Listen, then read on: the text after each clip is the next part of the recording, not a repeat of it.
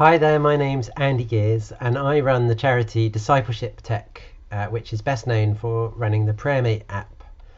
Since I was a child, I've always loved computer games. So I grew up playing LucasArts adventure games like Monkey Island or Day of the Tentacle. More recently, I've really enjoyed the mobile game Super Brothers Sword and Sorcery EP and other games like it. I particularly love these kind of story-driven experiences. And I have so many happy memories associated with playing games like this. I'm also a Christian and I love Jesus, and I'm passionate about introducing people to the person of Jesus through the Bible. And I've long held the conviction that these two things, video games and Jesus, could be brought together to make a Christian Bible-based computer game.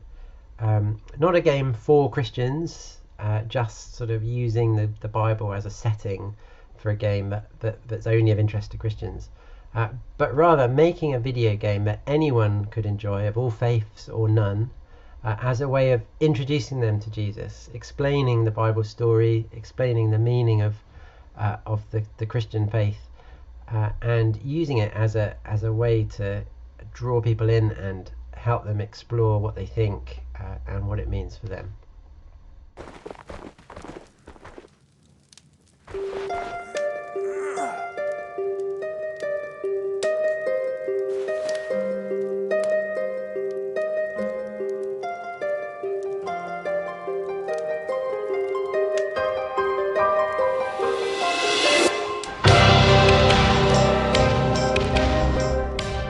At Discipleship Tech, for the last year, we've been working on a really exciting new project called The Serpent and the Seed, a mobile adventure game, perhaps, yes, heavily inspired by Sword and Sorcery, but working through the big Bible story from the Garden of Eden through to the events of Jesus and the crucifixion and the resurrection, to the very end of time at the new creation.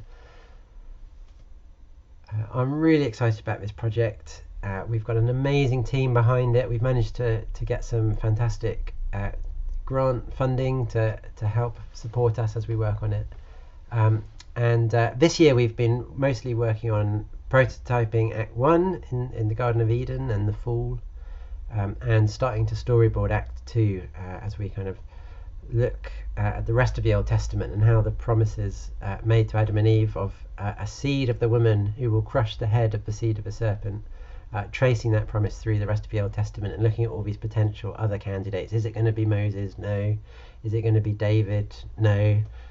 None of them quite fulfill that promise, but at the same time the promise gets bigger and bigger. There's going to be a prophet like Moses, a king in the line of David.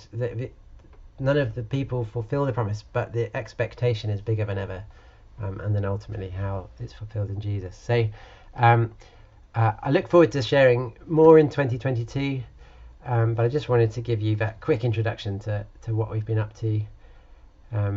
It's really been driven by some research that the Bible Society did a few years ago, where they surveyed something like 100,000 UK adults to get their attitudes on the Bible, and they discovered that a quarter of the UK population is open to exploring the Bible in some kind of way, but they found a few impediments to that, such as people not really getting a sense of the whole Bible story and how it fits together, not seeing how it's relevant to their lives today, and obviously at the same time people are spending more and more time on their mobile phones, aren't they? And it just seemed like some kind of mobile experience could be a great way to tap into some of that latent interest in the Bible. So yeah, we're really excited about this. We hope you're excited too. Do sign up to our newsletter on the website. Do follow us on social media, and yeah, we look forward to sharing more next year.